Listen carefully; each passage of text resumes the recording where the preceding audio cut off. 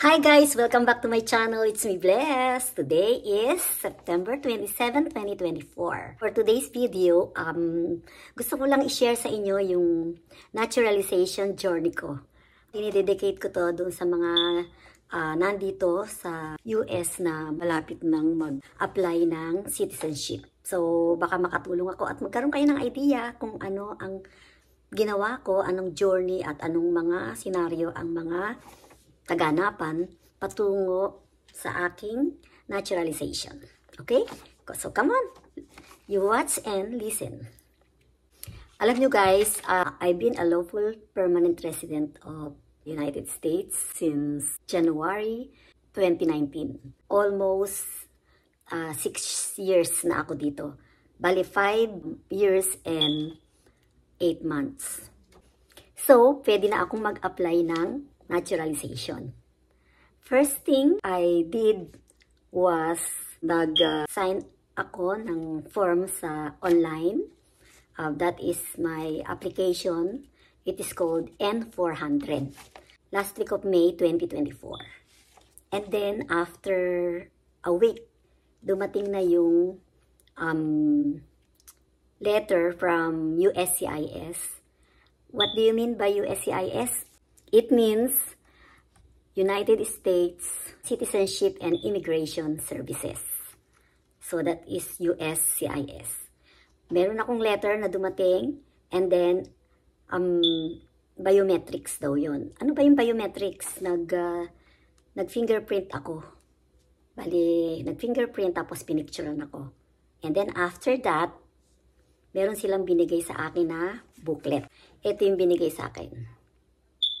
Ito yung preparing for naturalization test. So, binigay sa akin to. Meron itong 100 civics test. To 100. So, nakalagay dito, kailangan i-review ko to. And then, bukod pa sa civics test, meron pang reading and writing test. Out of 100 questions na aaralin ko, bale, 10 lang yung itatanong sa akin. Pero dapat masagot ko yung 6. Pero pag nasagot ko na yung 6, stop na. Ibig sabihin, pasado ka na sa civics test. Okay? Yung writing test naman, merong ipapakita sa'yo na sentence. And then, susulatin mo yun sa iPad. So, meron doon stylus, pen. Doon ka magsusulat sa iPad. Hindi sa paper and pencil. iPad, isusulat mo yung dinictate sa'yo na sentence. That is in English. Dapat tamang spelling, tama ang grammar. Halimbawa, people are good. Example lang yun. Pero pag ang isinulat mo, people is good. So, mali ka. Okay? So, yun yung writing test. Meron ding reading test.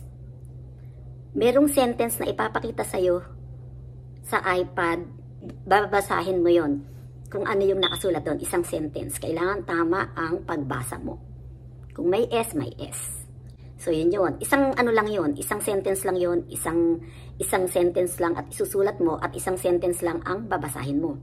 Pero kung hindi mo mabasa ng tama yun, may another chance ka. Dalawang sentences pa ang chances mo. So, kung yung pagsulat mo mali din, 3 chances mo. Pero kung nagawa mo na ng isang beses, okay na yun. Pasado ka na. In fairness naman, nasagot ko agad lahat yung 6 na tanong, hindi na umabot sa 10 tanong. At yung writing, syempre, take 1 lang. At yung reading, take 1. So, panoorin natin ang mga pangyayari.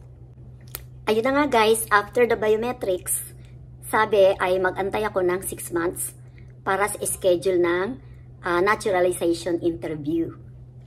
So, nag-antay ako kasi dumating yung aking biometrics schedule ay first week ng June kasi nag-apply ako ng last week of May. So, 1 week lang ang pinag-antay ko bago dumating yung biometric schedule ko. And then, mag-antay daw ako ng 6 months. Pero hindi naman umabot ng 6 months. 3 months lang, dumating na yung interview schedule ko for naturalization. Ito na nga guys, dumating na yung letter from USCIS na meron na akong schedule for naturalization interview. At nakalagay doon, September 24, 2024, ang oras ay 8:15 ng umaga. So, meron pa akong time mag-review ng 3 linggo. So, ito na nga, nag-review na ako. Panoorin nyo kung ano yung ginawa kong pagre-review. Mga sample review lang para may idea kayo kung paano ako nag-review. Ang ipapakita ko sa inyo ay yung writing sample kung paano ako magsulat sa iPad using stylus. Medyo mahirap ng konti. Independence Day is in July.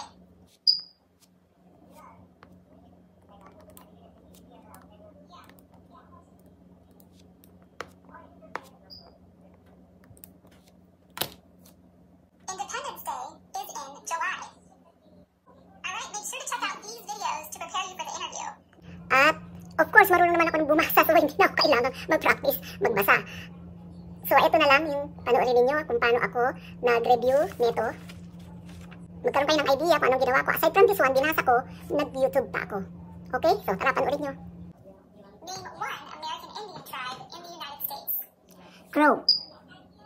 Crow. What is the supreme law of the land? The Constitution.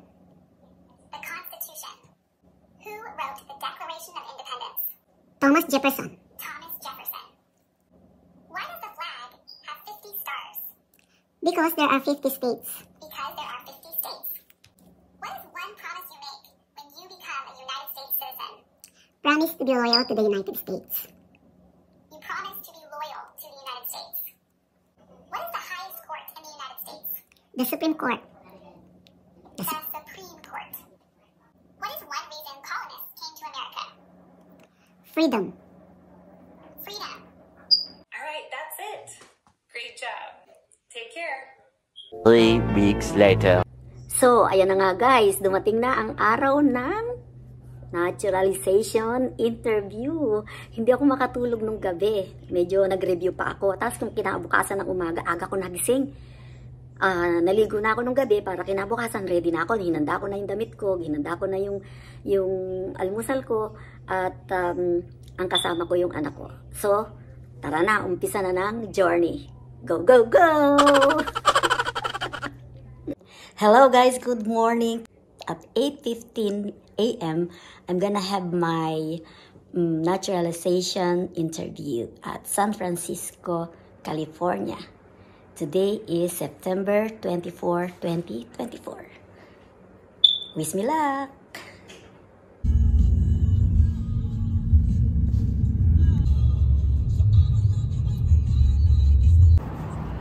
Kasi dumating alas 6, dito na tayo. Mainam nga eh. Dito na kami sa BART Station. Pittsburgh Station.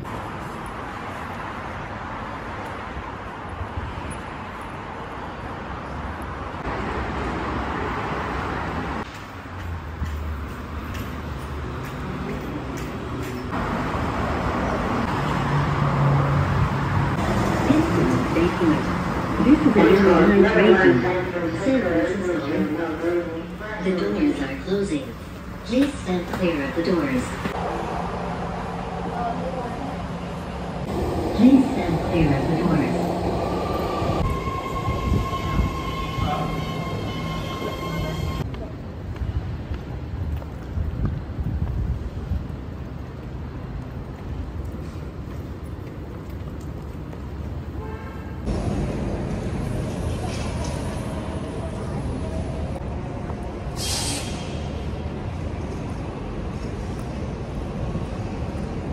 Kung andyan lang pala yung office mo, di dyan ka rin. Ba't sa kabilang ano ka pa bumababa? Ba't doon ka pa sa kabila umaakyat, hindi dito? Ang taas din. Pero hindi naman mukhang ako. Pag bumababa ako, yan na. Hindi naman mukhang luma. Tapos kapag Sa taas ng building, oh.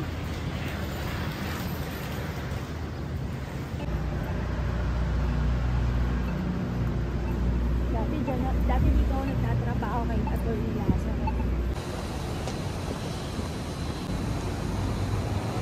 Pwede ka nang pumasok. Ayun na yung, ano pangalan yung building na yan? USCIS. O, tara na. So, I'm approaching now at the front building of USCIS. Samsung. Ano nga ang pangalan nitong street na to? Samsung. A few inches later. Guys, andito na ako sa loob ng building. Nag-aantay na ako. Nagpa-register na ako sa loob. Ang appointment ko ay 8:15. I feel excited but a bit nervous. Guys, I passed the naturalization interview. In fairness naman, nasagot ko agad lahat yung 6 na tanong, hindi na umabot sa 10 tanong. At yung writing, syempre, take 1 lang. At yung reading, take 1. Later. 20 minutes later.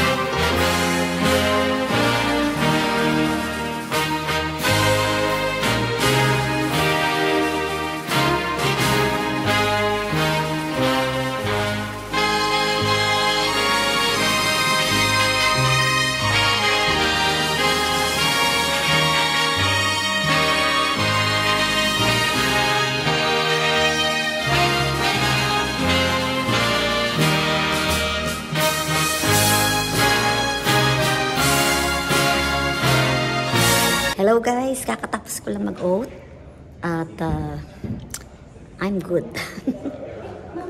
Guys, thank you for watching. See you again next time. Please subscribe, like, and share. I love you all subscribers. Ay nako guys, natapos na rin ang aking paghihirap ng career review. Katakot-takot na review at okay naman.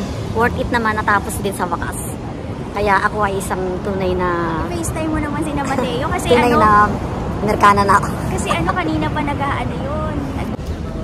Guys, I have just finished naturalization interview.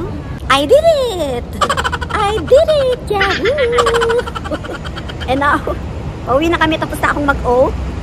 Pupunta na kami sa restaurant dahil gutom na ako. Kakain na ako.